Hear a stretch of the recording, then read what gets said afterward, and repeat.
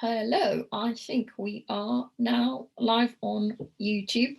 Everybody that has been waiting, i.e. the one person who was here at the very beginning, so sorry for the delay. We just had some technical difficulties that are now resolved. Hopefully we won't have them again. Welcome to our bi-weekly lawyer question and answer session. It is where you can ask any legal question relating to a civil dispute in the courts of England and Wales. With me, I have Alex Woods, our senior solicitor at Court Wingman. Do you want to say a few words, Alex? Hi, folks. So we've got one question by the looks of it. That's no question or just one watcher? Yeah, one watcher, no questions. So I guess we can take the same format as we did last time. Talk about something that keeps on repeating in our YouTube channel comments, and then when someone joins and asks a question, we can then divert to that question. How does that sound? How does the system work? How is it do people just join randomly whilst they're surfing the internet? Yeah, so we show up on YouTube itself, and then whoever's on YouTube and is a subscriber to our channel gets a notification that we're currently live.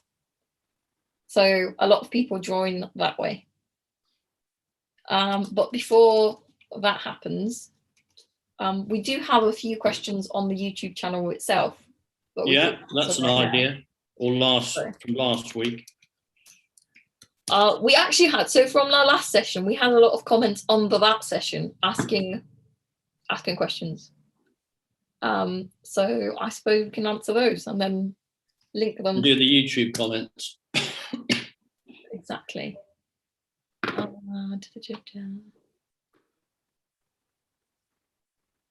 So someone, Arnold, wrote 3 days ago under "Can you bring a claim for emotional distress" video.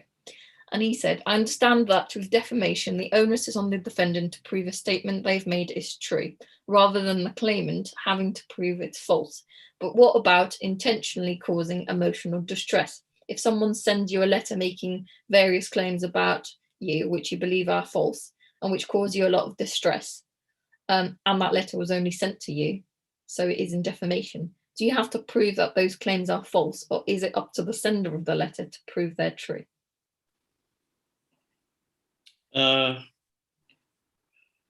So you want some legal advice on defamation? Yeah, and emotional distress. I don't know anything about defamation, but I got such a letter last year. I went to defamation lawyers about it. They sent lots of very unpleasant, lurid, defamatory things about me in a letter. They sent it to my regulator, the SRA, who took no further action. They weren't interested. And I wondered after this incident whether or not I was astonished that, well, not astonished because I'm a lawyer, but people can say all sorts of ugly things about you and there's nothing you can do about it, is the answer to that question. And I see this, and it was very painful, personally, very. I'd rather, quite frankly, be in a punch up with someone and it gets over and done with. But the law protects you if you have a punch up, because it's an assault. You get criminally charged and put in prison. But if someone goes on a campaign to, rubbish you, and you see this with YouTubers, they get absolutely pilloried all the time. The world loves to do it. They love to let out their hate. Everyone's loving to hate. Well, there's not a lot of regulation when it comes to online things, is there? Especially online, it's a massive kind of a problem. Yeah. But it just brings you up against hard with the brick wall of freedom of speech. That's the problem you've got. And most people aren't celebrities or the Queen, so they can't make out a defamation case, period, because they're not famous. So they've got no real reputation to be damaged. You've got to have a reputation to bring a defamation claim. And if you're just a regular Joe, you're not going to be able to make a defamation claim. Unless you can say that you're, a high-flying doctor who's on lots of committees and highly respected in his profession, and someone sends a letter to all the other doctors saying this chap is a negligent doctor who killed my sister in an operation, and it was appalling, and don't ever use him again. If it was that strong, massive accusation of negligence in which you murdered a patient, then he can bring a claim for defamation because he's had his reputation as a doctor, which is an important part of his living. But if someone but if you don't have that kind of reputation to be damaged by a defamatory letter or remark, defamation's for the rich and the famous.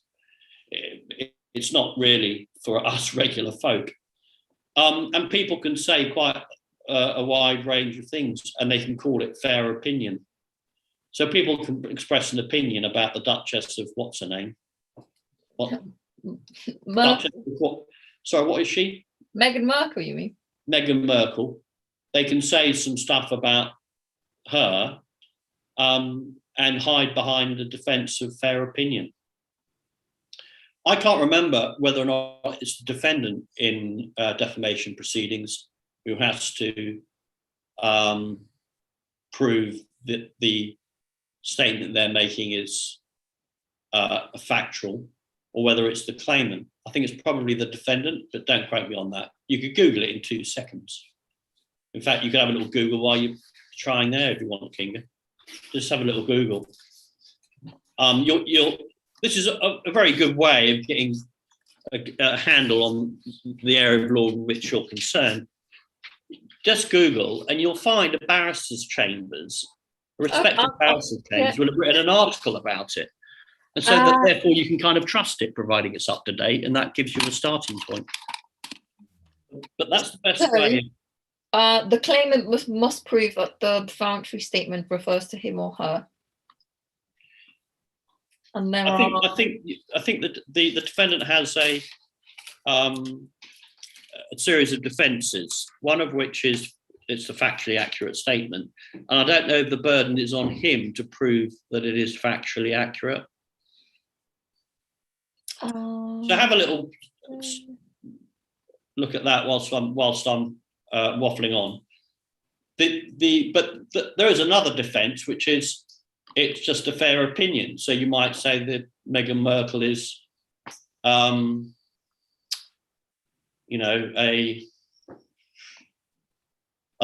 liar. It's going to be quite difficult for her lawyers to prove that that isn't fair opinion, because she probably has lied at some point. It might be quite difficult. And that's why celebrities don't really tend to, and rich, famous people really don't think very carefully before they bring defamation cases. Defamation is more easily brought in the UK. I think that's probably why, what's his name, a famous actor who was in defamation proceedings in London. No clue.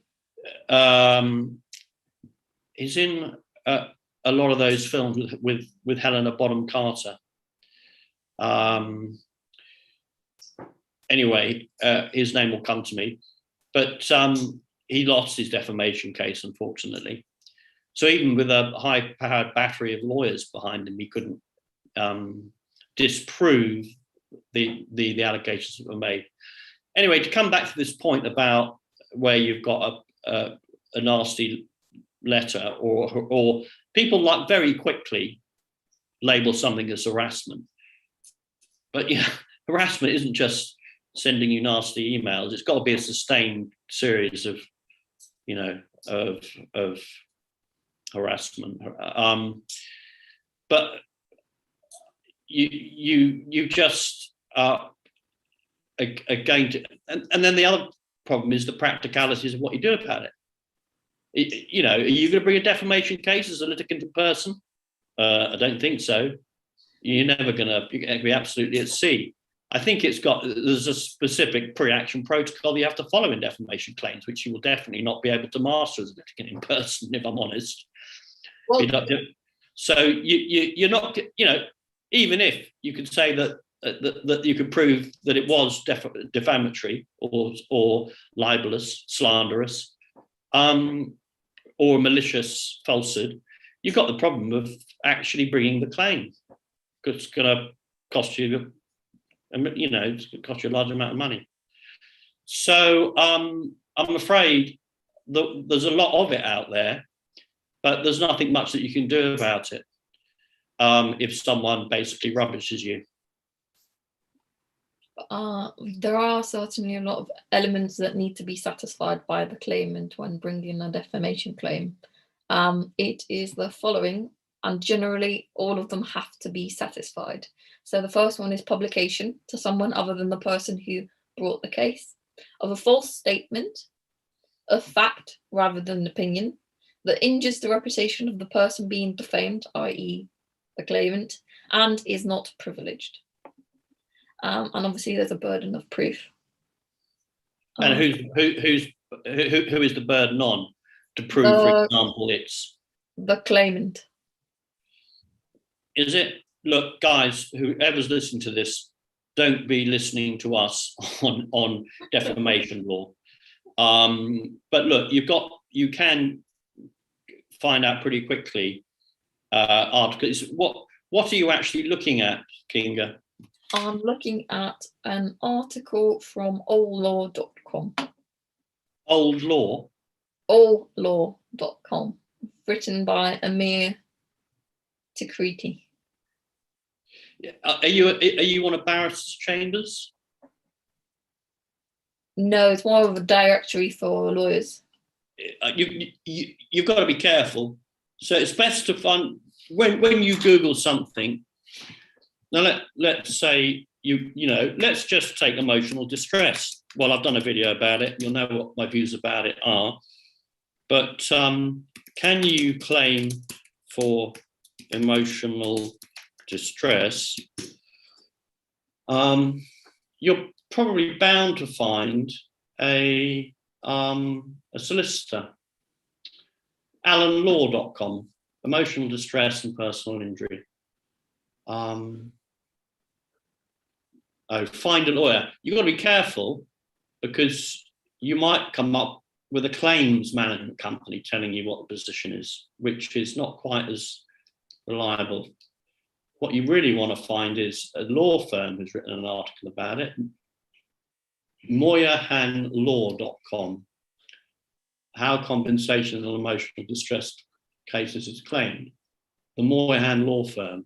It's American. But what you'll be able to, so you probably need to put UK. So what you will find is, if you search, you will find Sander Law. Looks like a law firm. Go to the bottom of the page and see if they're authorised by the Solicitors Regulation Authority. A law firm will have a badge at the bottom with a funny arrow. So this one is. So it's a law firm, and they are talking about what are emotional distress claims and are you eligible to make one. And you can get the basics out of this.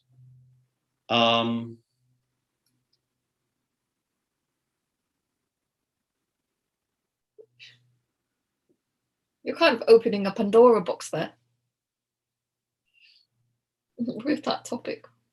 Yeah, I mean, it really is. This what I've found here is not particularly helpful. what you want is to go straight to a website that tells you, can emotional distress claims work and what are they? This is why, as a lawyer, I'd prefer to find a proper article by a barrister rather than some blurb, because some blurb is just there to attract you to ring up that law firm. And it may be encouraging you to think that you can make a claim. You know what I mean? Yeah, it's a minefield. Very true. But at the same time, if there's nothing concrete on the internet about it, we might as well get a barrister that we both know onto this channel and do a little session with them. Well, it is defamation. It's quite a rarefied field, but so that's my views on defamation. I mean, I've just put in, so just on emotional distress, I've put in UK barristers' chambers, and I've got, you know, some chambers here. The thing about barristers is they have to, if you do find an article written by a barrister that's published on their website, and there often is in an area, you might do a little bit of work, you can then trust it, because barristers' first allegiance is to getting it right. That they have reputation as a professional, a court lawyer. They're individuals. They're not law firms. They're individuals, and they have to get it right. And they are the experts. So it's a pretty good place to go. I mean, I've found Farrah's Building personal injury law page. I dare say that if I look through there, they'll be saying something about emotional distress. And as anybody who's seen my video on emotional distress, which I made a couple of years ago now, so I've forgotten the detail of it, you'd be better off looking at that. But my general point about emotional distress, it's probably best to talk about the general rather than particular here, is that if the courts allow people to make claims, civil claims for emotional distress, where would it end? That's a very good question. You know, the system would get flooded with all sorts of spurious claims. So the courts don't want to open the floodgates. So you can't sue someone just because they've said something nasty about you and you've been distressed. I mean, who's to say is that you're perhaps more sensitive than your neighbour? How does the judge gauge one person's distress injury over another? It's just a very impractical thing to create laws to allow individuals to sue other individuals for being distressed emotionally. The law says, look, it's a knockabout world. You're going to get, you know, nasty things said about you. Things are going to be unpleasant.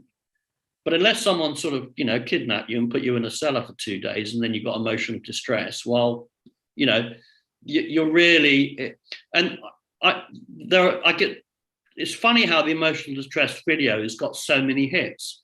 People are obviously feeling very emotionally distressed out there. But here's the litmus test. You know, I've been running a lot of litigation over the years. I've never once brought a standalone claim for emotional distress. And where I've had clients who've come to me, I've said, look, unless you've actually been physically injured, it's a personal injury claim, and you're claiming additional damages because of the emotional distress, then fine, and we can bring a claim. But unless it is of that complexion, or you're being abused in a job by a boss, so you've got an employment claim there, unless it's a specific category like that, generally speaking, you're not going to go anywhere with an emotional distress claim. Obviously, I'm not talking about, you know,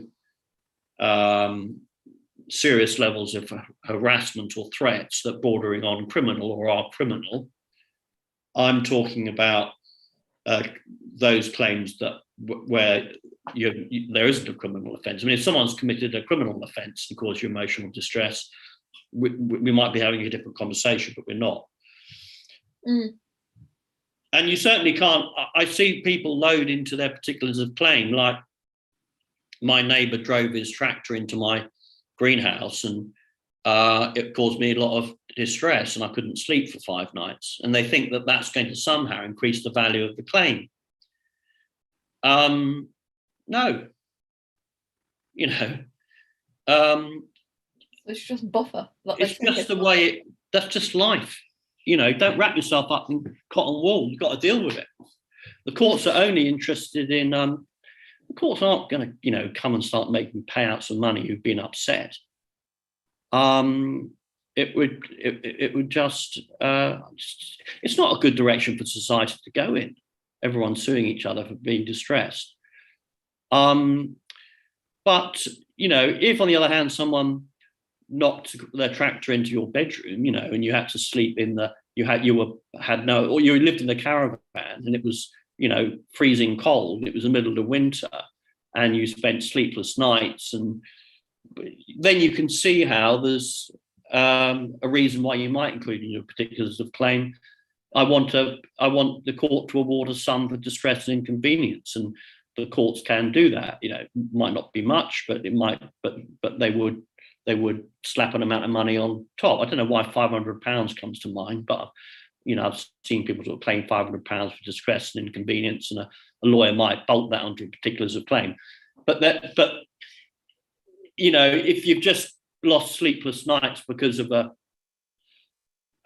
noisy tractor, but it's not actually caused damage, and if you've not got a proper claim to build the emotional distress on, then you can't bring a standalone claim. I think that's probably the best steer I can give for people is only ever add an emotional distress claim if it is, you know, serious, and if it is directly connected to another proper claim, and that's the main claim, whether it's a car crash, obviously, emotional distress absolutely can increase the value, or, you know, the example I've just given of a tractor smashing your caravan, then yeah, absolutely.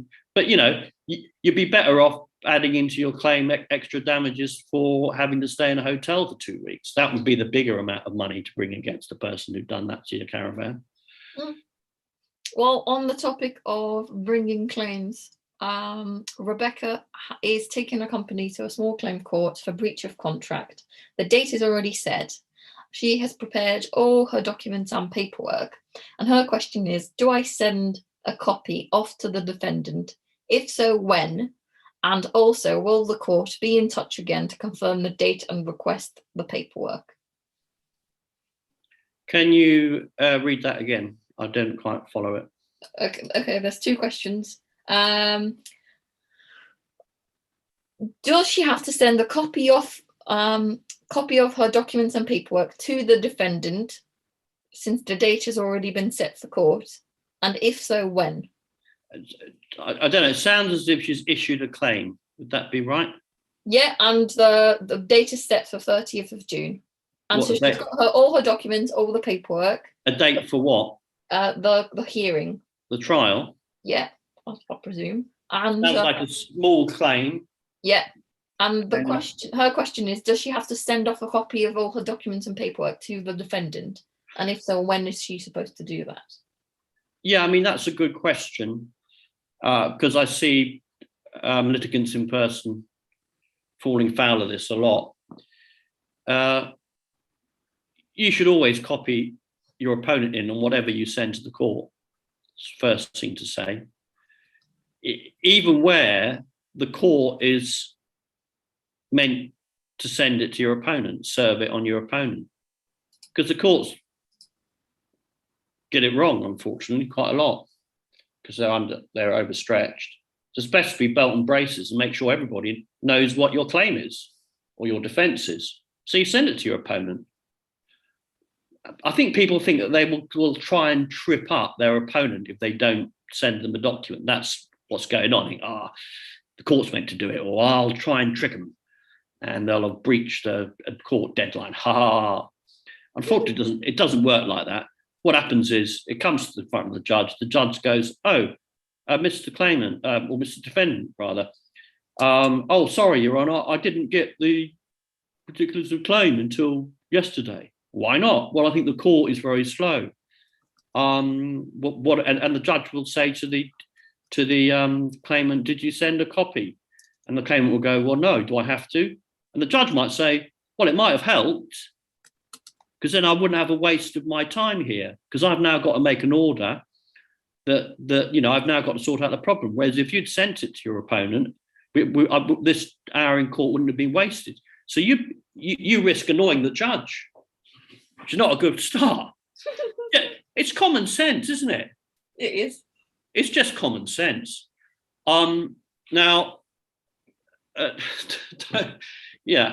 Copy things on your opponent. Always be copying things on your opponent. If you send a letter to the court, copy your opponent. I mean, there are occasions when you might not, but leave that for the lawyers. As a general rule of thumb, copy your opponent. Make sure that when they turn up at a hearing, they're prepped. And then the judge will be going, right, so have you read the defence? Says, oh, well, I've got it, but I haven't had a chance to look at it yet. And the judge will say, well, the claimant actually took the trouble to send you a copy. And the court served you with a copy. So you've wasted an hour's time. Here's £1,000 cost order against you. We'll come back in 3 months. So you can go a lot of big brownie points. You'll show how professional you are, that you're making sure when it comes to paperwork and the management of the case, you're helping the court to help you and help the parties. Well, in terms of, go on, sorry. As to the court notifications, will the court be in touch again to confirm the date and request the paperwork? Yeah, the other thing is read court orders. It's amazing how many lawyers don't read court orders, myself included, until I realised I really did, back in the day, realised I really ought to read this very properly indeed. Read court orders properly, all of it. Because, everything is driven by that court order, and you can never go wrong if you complied with the court order, So the court, if you've got a hearing coming up, the court will send out in advance of the hearing a court order saying something like, in a small claim, 14 days before the hearing, the parties will exchange evidence. That means your witness statements. Oh, well, actually, in a small claim, it'll say exchange any evidence upon which you intend to rely. You don't have a separate disclosure phase in small claims. You just send everything you've got to him, and he sends everything you've got to you 14 days before the hearing. But you will have a court order telling you to do that. Now, if you don't get a court order, you should talk to the other side and say, look, it's 16 days away from the hearing. We haven't yet got a court order. Let's agree between us that we'll exchange evidence 14 days beforehand. I suppose that's a good plan.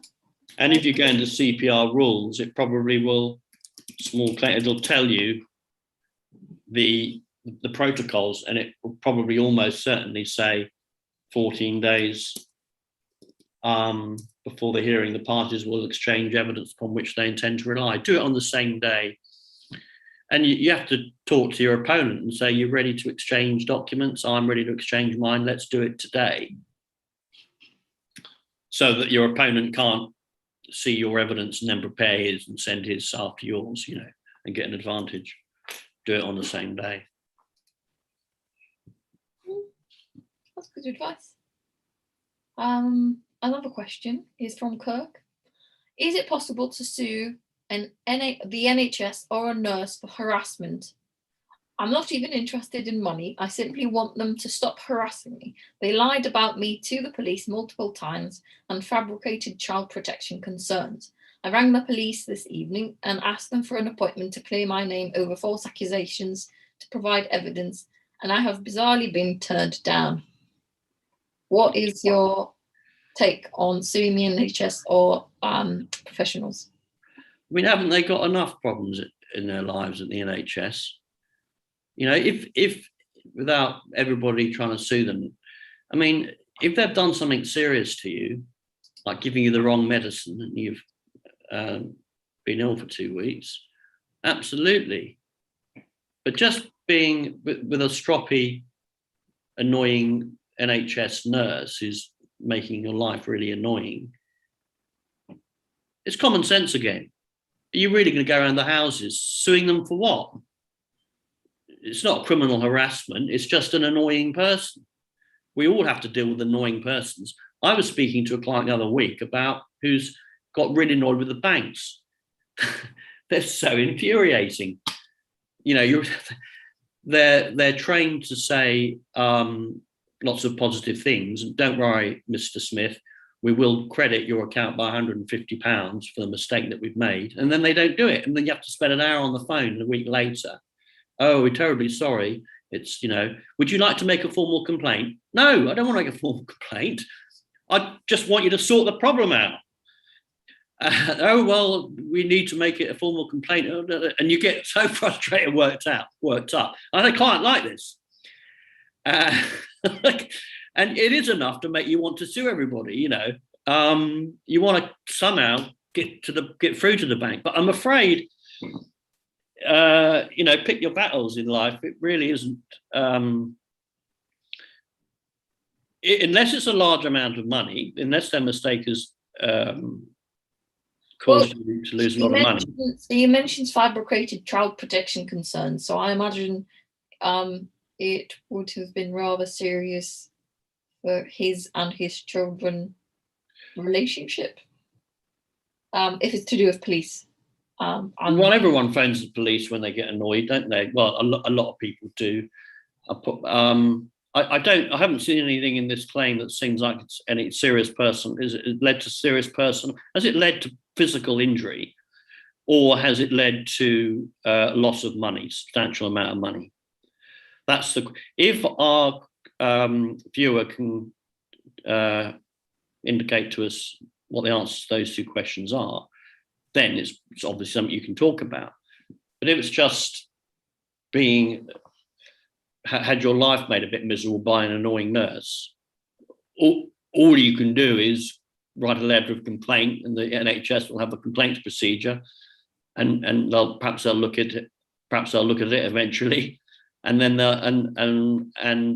maybe they'll say, we're sorry, there has been a bit of a mistake here, and we've had to talk to this member of staff, and you know, we apologise. I doubt they're going to offer you any money, but perhaps that's not what you want. Perhaps you just want an apology. Yeah, no, they said they don't want money. It's about clearing the name. It's not really a legal issue, from what I can tell. A court, it's not something you're going to bring a claim against the NHS for.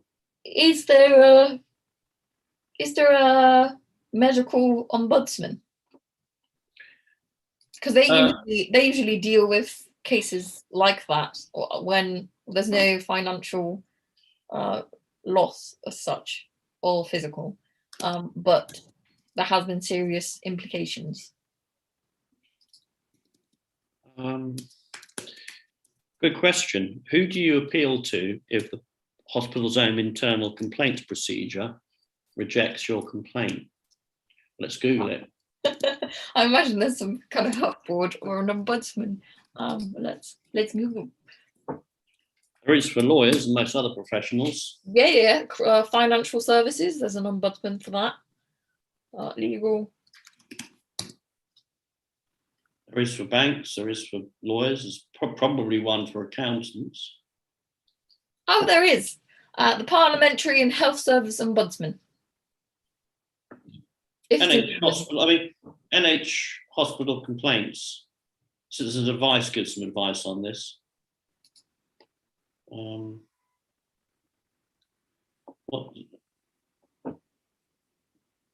What are your options? Use the NHS complaints procedure. Take legal action for clinical negligence, discrimination, etc. Report concerns to the regulatory body, the General Medical Council. So or report concerns to other bodies such as the Care Quality Commission, the CCG. I'm not sure who the CCG are, your local health watch, the press, or the NH Choices website. So go on to citizensadvice.org.uk and you'll find out the answer to that, the question that's just been asked. I've not handled many clinical negligence type claims in respect of hospitals, certainly not recently. And I've never had to, I have with finance matters, but not with medical matters, appeal or go through an ombudsman process. Because obviously, when you do sue someone, the court wants to know that you've exhausted alternative avenues of redress before you issue a claim. That is correct. And only then will they take it up. Otherwise, they just send you back to where you started. Okay, let me search for another question.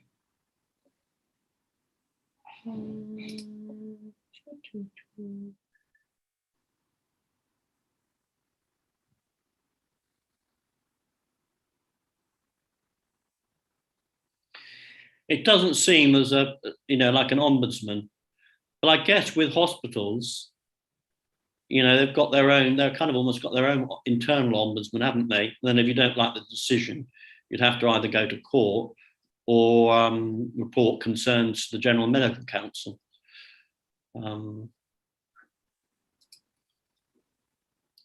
There is a health service ombudsman for English patients. Well, actually, on the .gov UK website, there is a whole NHS complaints guidance document. Yeah. Published on the 1st of January 2021. If anyone wants to research that, just type in NHS complaints guidance gov.uk and it will give you a whole procedure of how to complain about them. Yeah, the courts aren't very keen on suing the NHS, are they? Courts,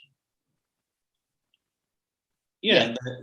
Well, I mean, it's that wouldn't concern me as a lawyer. If you make out a medical negligence claim, like any other claim, and I'm not sure the courts are kind of prejudiced in that way.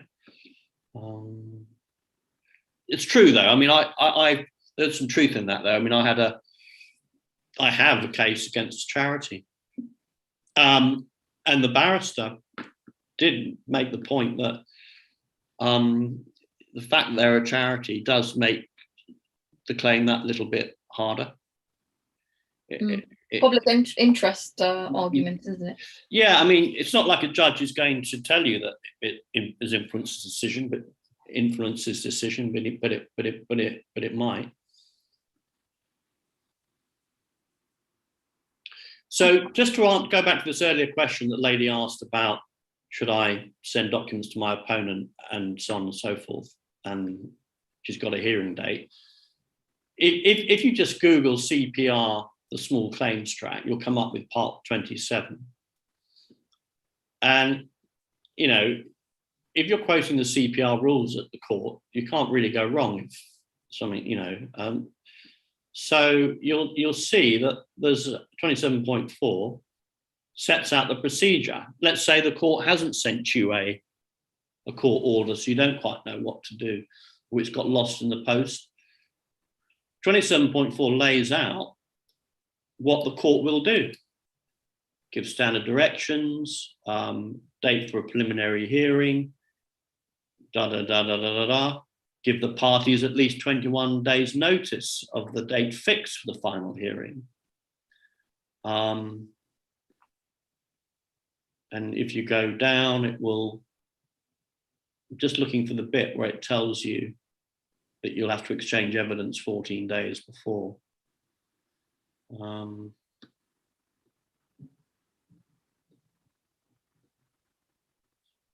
I mean, CPR 27 is good to familiarize yourself with if you're bringing a small claim. it can be a bit technical for people, but because it is a statute. But well, that's some very good advice. We are unfortunately running out of time, so I guess that question concluded our session. If you are in need of legal advice, do contact us on hello@courtwingman.com or go on our website, courtwingman.com too. Hope to see you here soon, and do check out our other videos and subscribe to the channel. Have we exhausted all the questions, thinking? And we did start a little bit late, didn't we?